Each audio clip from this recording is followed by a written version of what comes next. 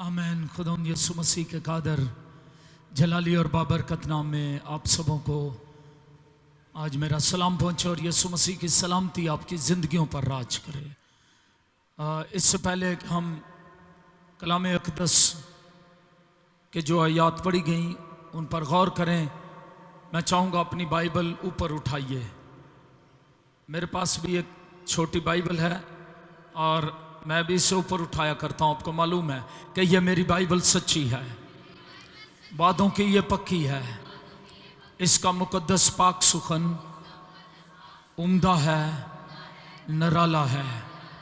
और आपको याद हम क्या कहते हैं, ये बाइबल तब्दील नहीं हुई, बल्कि जो इसको पढ़ते हैं, जो इसको सुनते हैं, जो इस पर अमल करते हैं, ये उनकी ज़िंदगियों को बदल देती है। क्योंकि ये खुदा का ज़िंदा कलाम है और ये लाखता लारेब कलाम है और इसको लिखने वाला जिंदा है, इसलिए ये कलाम जिंदा है। आमीन आमीन। अपनी जगह पर तशरीफ रखिए। और हम सीख रहे थे 7 स्पिरिचुअल ब्लेसिंग्स, 7 रूहानी बरकत। मैं थोड़े से दोहराई करूंगा ज़रूर। हमने पिछली दफ़ा सीखा मत्ती 11 बाब 28वें आयत मुक़द्दसा से कि मेहनत उठाने वालों और बोझ से दबे हुए लोगों, सब मेरे पास आओ, मैं तुमको आराम दूंगा। कितने लोगों को याद है? हमने ये सीखा। आमीन।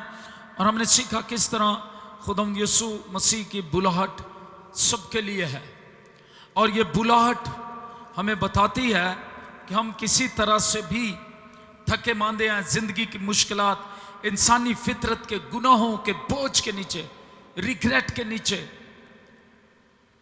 और गिल्ट के नीचे हैं। तो खुद हम यीशु मसीह हमें बुलाते हैं कि आओ मेरे पास आओ, मैं तुम्हें। और यहां बड़ी खूबसूरत बात जो लिखी हुई है, जब हम इसको पढ़ते हैं तो हमें मालूम पड़ता है कि किस तरह से यीशु मसीह की मोहब्बत मेरे और आपके लिए बहुत ज़्यादा है।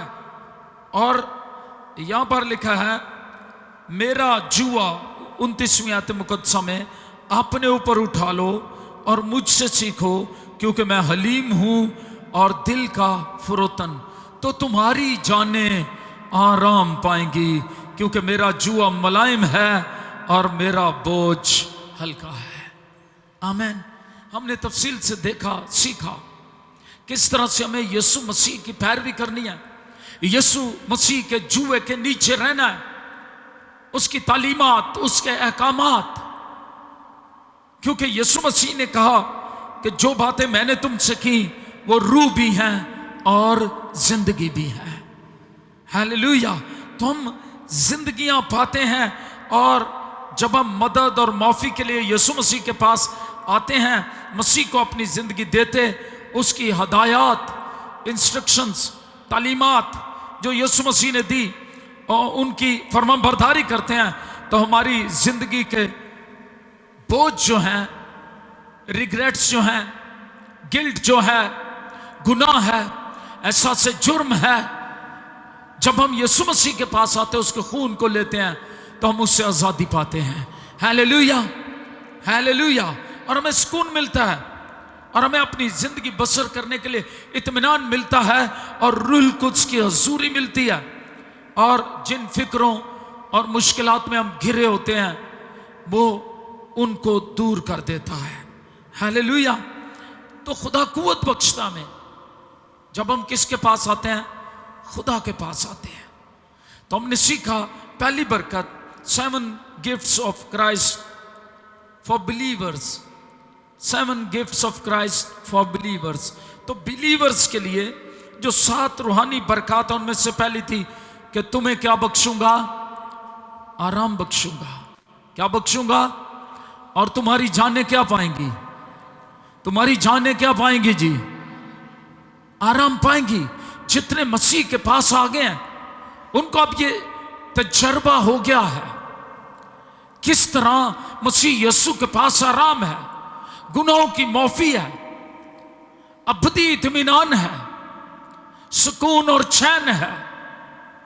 और ये बुलाहट सबके लिए है जो गुनाह के बोझ के नीचे दबे हुए हैं, जो दुख उठा रहे हैं, इब्लीस के हाथों जुल्म उठा रहे हैं, दुख उठा रहे हैं।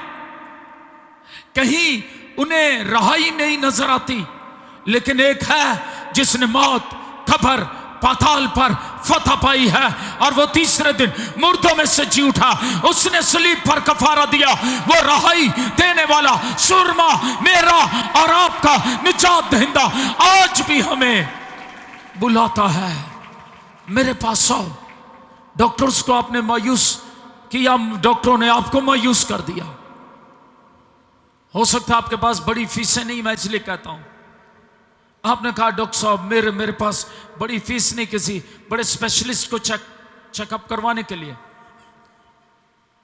याद रखें, मैंने ऐसे ऐसे हालात देखे हैं, वो कहते हैं पहले इधर फीस जमा कराएं, ये टेस्ट करवा के लाएं, फिर आगे कुछ बात होगी। वो अपनी जगह मजबूर है, मेडिकल साइंस। या वो कहते हैं हमारे पास इसका कोई इलाज नहीं, आप ले जाएं और दुआ करें। आप कितनी गवाहियां सुनते हैं किस तरह जब लोग यीशु मसीह के पास आए, ना सिर्फ वो गुनाहों से रहाई पा गए, बल्कि वो बीमारियों से शिफा और बहाली पा गए। हालेलुया। बहुत से लाइलाज लोग शिफा पा गए। आप हर संडे, हर फ्राइडे यहां पर टेस्टिमनीज सुनते हैं किस तरह से खुदा की कुदरत काम करती है। जो उसके पास आते हैं वो उन्हें ना सिर्फ गुनाह के बोझ से आजाद करता, बल्कि उन्हें बीमारियों, दुखों, इब्लीस के हाथों जो जुल्म उठाते हैं उन्हें भी आजाद करता है। Hallelujah, hallelujah. आसमान के तले, जमीन के ऊपर आदमियों को कोई दूसरा नाम नहीं बख्शा गया, एक ही नाम है। कौन सा नाम है? ऊंची आवाज में आपने बताना है। यीशु नाम, जिसके वसीले से इंसान निजात पा सकता है। वो रहाई देने वाला सुरमा, निजात दहिंदा है। और वो बुलाता है मोहब्बत से, मेरे पास आओ, मैं तुम्हें क्या दूंगा और तुम्हारी जानें क्या पाएंगी? आराम पाएंगी। दुनिया के लिए गुनाहों की माफी शायद नामुमकिन बात हो। वो सोचते हैं नेकियां करें, ये करें, ये करें, ये करें, ये करें। अपने कामों के वसीले, वर्क्स के साथ हम वर्क्स ऐसे कर लें, अमाल ऐसे कर लें, डीड्स ऐसी बना लें कि शायद उनसे हमें या इतने चंदे दे दें या इतने खरायतें कर दें जिससे हमें निजात मिल जाए। लेकिन बाइबल मुकद्दस, खुदा का जिंदा कलाम हमें बताता है ये निजात मुफ्त में तोहफा है। यीशु मसीह के सलीब पर खून बहाने के वसीला से, उस पर ईमान लाने के वसीला से हम मुफ्त में रास्तबाज ठहरते हैं। हालेलुया। उस पर ईमान लाने के वसीले ये मुफ्त तोहफा है निजात। हालेलुया। इसलिए यीशु मसीह बुलाते हैं, मेरे पास आओ, मैं तुम्हें क्या दूंगा? आराम दूंगा। और दूसरा गिफ्ट, 7 गिफ्ट्स में से दूसरा गिफ्ट जो हम देखेंगे फॉर बिलीवर्स, ईमान लाने वालों के लिए, कीज ऑफ द किंगडम। मत्ती की इंजील 16वां बाब और उसकी 19वीं आयत मुकद्दसा को देखेंगे। मेरे साथ मिलकर मुकद्दस मत्ती रसूल की मार्फत खुशखबरी की इंजील, उसका 16वां बाब और उसकी 19वीं आयत मुकद्दसा मिलकर इसको देखेंगे। यहां पर हमें मालूम पड़ता है किस तरह से यीशु मसीह ने बयान किया, और बड़े तफसील से यीशु मसीह जो है वो पतरस के इकरार पर बयान करते हैं। जब यीशु मसीह कैसरिया फिलिपी के इलाके में थे तो वहां पर यीशु मसीह ने अपने शागिर्दों से पूछा कि लोग इब्ने आदम को क्या कहते हैं। 13वीं आयत मुकद्दसा से जब हम पढ़ते हैं, यीशु मसीह ने पूछा लोग इब्ने आदम को क्या कहते हैं? उन्होंने कहा बाज यूहन्ना बपतिस्मा देने वाला कहते हैं, बाज एलिया, बाज यर्मिया, बाज नबियों में से कोई। उसने उनसे कहा मगर तुम मुझे क्या कहते हो? शमौन पतरस ने जवाब में कहा तू जिंदा खुदा का बेटा मसीह है। हालेलुया। यीशु मसीह ने क्या कहा? यीशु ने जवाब में उससे कहा मुबारक है तू शमौन बारयूना, क्योंकि ये बात गोश्त और खून ने नहीं बल्कि मेरे बाप ने जो आसमान पर है तुझ पर जाहिर की है। और मैं भी तुझसे कहता हूं कि तू पतरस है और मैं इस पत्थर पर अपनी कलीसिया बनाऊंगा और आल में रवा के दरवाजे उस पर गालिब ना आएंगे। अब गौर से सुनिए, बहुत से लोग इसकी तफसीर और तरह लेते हैं। हम ईमान रखते हैं पतरस के इकरार के वसीला से यीशु मसीह ने ये बात कही, इकरार बुनियाद थी इस बात की, लेकिन कलीसिया की बुनियाद पतरस रसूल पर नहीं है, किसी रसूल पर नहीं है। कलीसिया की बुनियाद यीशु मसीह ने उससे कहा तू तो पतरस है। इस फिक्र की ग्रामर को देखें और ग्रामेटिकली जब इसको पढ़ते हैं तो यू एंड आई है। तू तो पतरस है, छोटा पत्थर है, लेकिन मैं अपनी कलीसिया को, इसको फिर पढ़ते हैं, मैं अपनी तरफ इशारा किया, मैं इस पत्थर पर अपनी तरफ इशारा किया जो कोने के सिरे का बुनियादी पत्थर है। हालेलुया। मैं इस पत्थर पर, जिस पत्थर को ममारों ने रद्द किया और वही कोने के सिरे का पत्थर हो गया, वही बुनियाद में सबसे इब्तदाई पत्थर कलीसिया की बुनियाद यीशु मसीह पर रखी गई है, जिस पर आल में रवा के दरवाजे कभी गालिब नहीं आएंगे। कलीसिया आप पर जहन्नम की कोई कुव्वत, आल में रवा की कोई कुव्वत गालिब नहीं आ सकती, क्योंकि आपकी बुनियाद, कलीसिया की बुनियाद किस पर है? यीशु मसीह पर है, किसी इंसान पर नहीं, किसी रसूल पर नहीं, बल्कि यीशु मसीह पर है जो मर गया और जी उठा, फाते अजल है और खुदा का इकलौता बेटा, खुदावंद खुदा है। पौलुस रसूल कहते हैं कि हर एक घुटना उसके आगे झुकेगा और हर एक जुबान इकरार करेगी कि यीशु मसीह खुदावंद खुदा है। Hallelujah, hallelujah. इसलिए ये बुनियाद यीशु मसीह पर रखी गई और यीशु मसीह ने फिर पतरस से कहा हर एक ईमानदार के लिए ये गिफ्ट है, मैं आसमान की बादशाही की कुंजियां तुझे दूंगा और जो कुछ तू जमीन पर बांधेगा वो आसमान पर बंधेगा और जो कुछ तू जमीन पर खोलेगा वो आसमान पर खुलेगा। उस वक्त उसने शागिर्दों को हुक्म दिया कि किसी को ना बताना कि मैं मसीह हूं। बादशाही की कुंजियां यूनानी मतन में बांधने और खोलने का मतलब क्या है? ये जुमलों के जमाने का लघवी मानी है कि उसके सच्चे पैरोकार जो कुछ भी जमीन पर बांधते या खोलते हैं वो आसमान पर पहले ही बांधा या खोला जाएगा। हालेलुया। इसलिए मसीह अपने आप में कोई नया इख्तियार नहीं रखते। मैं बताना चाहता हूं, जब आप मांगते हैं खुदा के लोग, आप बादशाही के नुमाइंदे हैं, उन कुंजियों से गुनाह को बेपर्दा करते और उसके खिलाफ आवाज उठाते और कलीसिया के नज्म ज़ब्त पर अमल करते हैं, तो फिर आप उस कुंजियों को, आसमान की बादशाही की कुंजियों को क्या करते हैं? इस्तेमाल करते हैं। Hallelujah, hallelujah. पतरस रसूल ने भी ये आसमान की बादशाही की कुंजियां सबसे पहले कहां इस्तेमाल की? गैर कौमों में कुरनीलियस के घर, और गैर कौमों के लिए दरवाजा खोलने के लिए, निजात का दरवाजा खोलने के लिए पतरस रसूल ने इस्तेमाल की। ये सिर्फ पतरस रसूल के लिए नहीं थी, बाकी रसूलों के लिए, हर एक ईमानदार के लिए है। हालेलुया। कि हमें गवाह बनना है, हमें लोगों को खुदा की बादशाही में लाना है, आसमान की बादशाही में लाना है और उन्हें खुदा के कलाम की मुनादी करनी है, बताना है सिर्फ यीशु मसीह इब्ने आदम को जमीन पर गुनाह माफ करने का इख्तियार है। हालेलुया। और लोग बचेंगे, लोग मसीह के पैरोकार बनेंगे और लोग आप गवाहों के वसीले आसमान की बादशाही के वारिस होंगे और आप इन कुंजियों को क्या करेंगे? क्या करेंगे जी? करते हैं इस्तेमाल।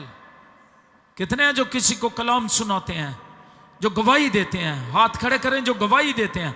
और जिन्होंने अभी तक कभी किसी को गवाही नहीं दी, वो आज से इन कुंजियों को इस्तेमाल करना शुरू करें। गवाही देने से याद रखिएगा, मैं जब ZBS से MDiv कर रहा था तो मैं आपको बताना चाहता हूं, हमने बहुत से लोगों को बाइबल्स तकसीम की। वहां एक खास ये प्रैक्टिस है, आपके कोर्स का हिस्सा है। इसलिए आप गवाह बनते हैं और आप लोगों को बताते हैं कि यीशु मसीह के पास इत्मीनान है, यीशु मसीह खुदावंद खुदा है। हालेलुया।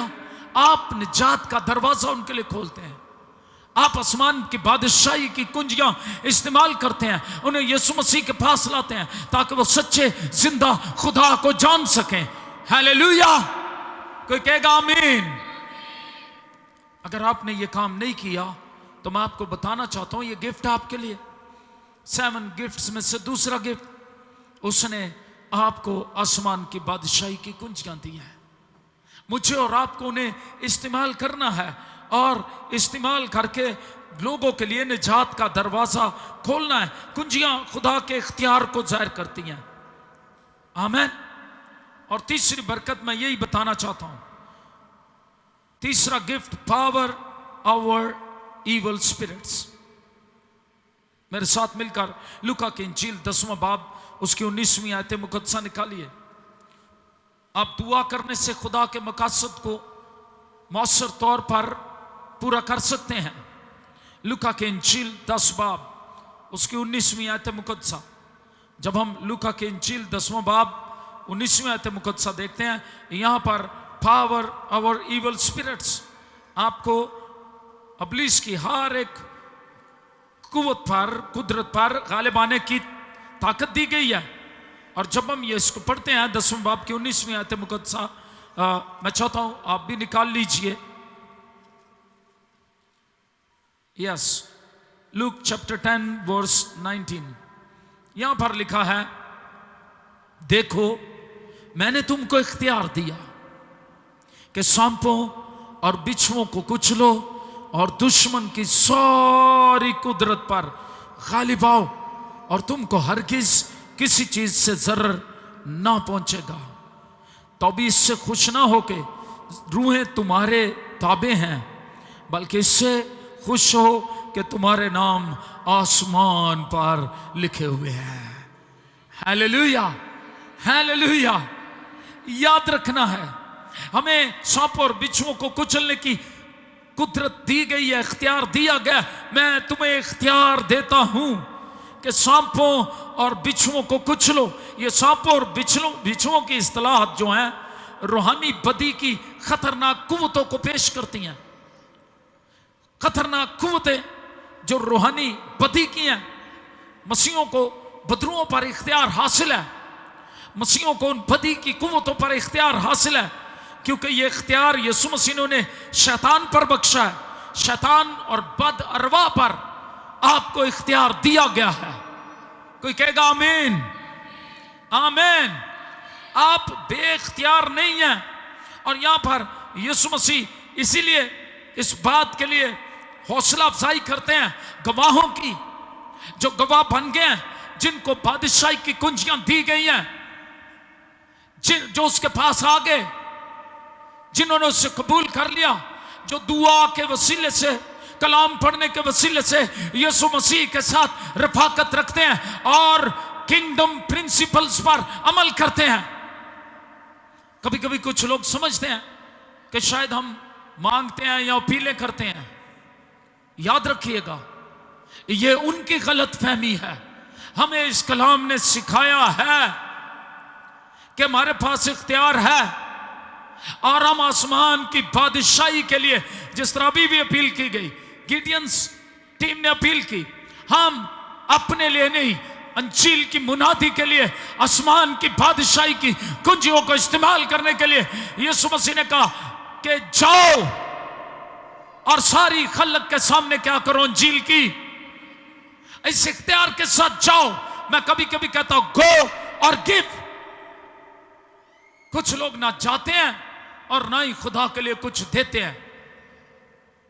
एक दिन उन्हें अपनी पोजीशन, अपने रुपए पैसे का, अपनी चीजों का जो उनके पास थी, जो उनके इख्तियार में थी, उनका जवाब देना पड़ेगा। कि उन्होंने उसे किस हद तक मसीह के लिए इस्तेमाल किया या अपने कब्जे में रखा। We are not the owner of money, we are stewards. याद रखिएगा, कुछ लगा मेरा पैसा मेरा पैसा, पैसा पैसा हर वक्त मेरी चीजें। हम मुख्तार हैं, मालिक नहीं हैं। हम इस जमीन पर मुख्तार हैं। यीशु किसी वक्त भी आ जाएगा।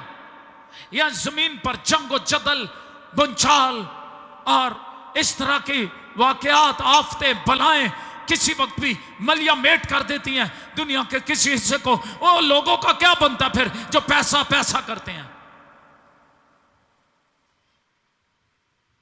एक नौजवान की गवाही हम जानते हैं बाइबल मुकद्दस में से, यीशु मसीह ने दी।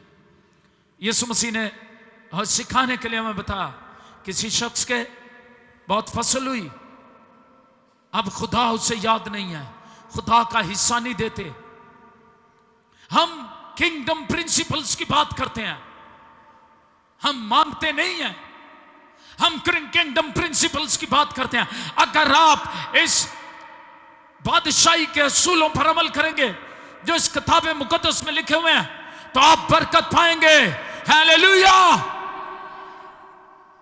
जब तू मेरे हुक्मों को मानेगा तुझे बरकत मिलेगी। तेरे रोटी, तू मेरी इबादत करेगा, तेरे रोटी पानी पर बरकत आएगी। तेरे बीच से बीमारी को दूर करूंगा, किसी का स्कात ना होगा, किस कोई भांज ना रहेगी। मैं तेरी उम्र पूरी करूंगा। और इस्तेसन 28 बाब में लिखा, तो अंदर आते वक्त बाहर जाते वक्त क्या होगा? तेरे बच्चे, जिंदगी वाली औलाद होगी। आमीन। ये बरकतें किनको मिलेंगी? तू तुमने ही साथ ठहरेगा। हालेलुया। ये बरकतें किनको मिलेंगी? तू कर्ज लेगा नहीं, कर्ज देगा। कुछ लोग हैं वो किसी की मदद भी नहीं करना चाहते। Even a Christian, real Christian is not a माइजर man. हकीकी मसीही कभी बखील और कंजूस नहीं होता, वो सखी दिल होता है। Hallelujah, hallelujah. तो यीशु मसीह ने नौजवान के एक शख्स के मुतल्लिक बताया, उसने कहा, ऐ मेरी जान खा पी, तेरे लिए बहुत बरसों के लिए जमा हो गया, काफी है। आज भी कुछ लोग इसी असूल पर काम करते हैं। That's not the kingdom principle. जब मैं डाकुओं में घिरे हुए शख्स के मुतालिक भी बात करता हूं, तो मैं कहता हूं 3 असूल हैं वहां पर। एक शैतानी असूल है, एक नफसानी असूल है, और तीसरा रूहानी असूल है। वहां पर भी हमें असूल अखज़ करने हैं। अगर हम बादशाही के फर्जंद हैं, अगर हम चाहते हैं हमें पावर दी जाए, आसमान की बादशाही की कुंजियां इस्तेमाल करें, तो फिर वहां असूल हैं। जो डाकू हैं वो किस असूल पर आज भी काम कर रहे हैं? शैतानी असूल पर। डेविल प्रिंसिपल है उनके पास, डेविल किंगडम प्रिंसिपल। वो भी एक बादशाही है तारीकी की। उसमें वो चाहते हैं छीन लिया, जो तेरा है वो मेरा है, वो मुझे क्यों नहीं मिल गया? वो कहते हैं जो मेरा वो तो मेरा है, लेकिन जो तेरा है वो भी मैं छीन लूंगा। इब्लीस की सारी कुदरत पर गालिब आने के लिए तुम्हें इख्तियार दिया गया है। और ब्रेड ऑफ हेवन यीशु मसीह हमेशा की जिंदगी देने वाली रोटी है। जो मुझ पर ईमान लाएगा, जरा ऊंची आवाज में मेरे पीछे कहे, जिंदगी की रोटी मैं हूं, जिंदगी की रोटी मैं हूं। मैं तुमसे सच कहता हूं कि जो ईमान लाता है हमेशा की जिंदगी उसकी है। Hallelujah, hallelujah. मैं कहता हूं चर्च यहां गीत गाने से नहीं है, ये रिहर्सल है, तैयारी है हमारी। आपका चर्च इस बिल्डिंग से बाहर निकलकर शुरू होता है। अपने घरों में जाके सास का बहू के साथ क्या रवैया है, बहू का सास के साथ क्या रवैया है, हमारा एक दूसरों के साथ क्या रवैया है। मैंने एक मुस्लिम शख्स से कहा, मुझे इससे कोई फर्क नहीं पड़ता तुमने कितनी महराबें बनाई हैं। मैं सॉरी सर रात दुआ में पढ़ रहा हूं, महराबें बनाऊं, लेकिन अगर सुबह उठकर मैं लोगों पर जुल्म करूं, माफ ना करूं, उनका हक खा जाऊं, तो यहां माथे पर बने हुए निशान निजात नहीं देते। ये आपके बड़ा नमाजी होने का आपके दिल को तसल्ली हो सकती है, दिखावा हो सकता है, लेकिन अगर आप हकीकी तौर पर हकीकी मसीह हैं, हकीकी तौर पर बॉर्न अगेन क्रिश्चियंस हैं, अगर आप हकीकी तौर पर नए सिरे से पैदाशुदा मसीह हैं, अगर आपने यीशु मसीह को अपनी जिंदगी का बादशाह बना लिया, अगर आपने यीशु मसीह को कबूल कर लिया अपनी जिंदगी में, तो फिर वैसा ही मिजाज रखो जैसा मसीह यीशु का था। हम में मसीह की अक्ल है। कैसी अकल? किसकी? कैसी मसीह की अकल? ते कम बेअकला ले। तो इसका मतलब है आप और जितने लोग मुझे सुन रहे हैं, अगर अभी तक आपकी जिंदगी में बदलाव नहीं आया, तो यीशु मसीह आपसे कह रहे हैं, मन ना ढूंढो वो वाला। आज भी कुछ लोग, जैसे मैंने बताया, मैंने फिर उसे ये पढ़ के बताया, भाई मन खा के मर गए, जिंदगी दी रोटी यीशु मसीह पर ईमान पूरे तौर पर पुख्ता, तो कभी नहीं मरेगा, हमेशा जिंदा रहेगा। रफाकत रख मसीह के साथ, कलाम पढ़ने से, दुआ करने से, उसकी पैरवी करने से, तो हमेशा की जिंदगी का वारिस है। इस जमीन पर वो तुझे बरकत देगा और आसमान पर हमेशा की जिंदगी का तू वारिस है। कोई कहेगा आमीन। आज के खुदावंद के जिंदगी बख्श कलाम के वसीले से खुदावंद आप सबों को बरकत दे, और ये नसीहत और तरबियत का कलाम जब तक यीशु बादलों पर आ नहीं जाते, हम सबों की कांट छांट करता रहे, हमारी तरबियत करता रहे, ताकि हम उसकी बादशाही के लिए तैयार हो जाएं और एक दिन बड़ी इज्जत और जलाल के साथ उसकी बादशाही में दाखिल हों। आमीन। God bless you. God bless you.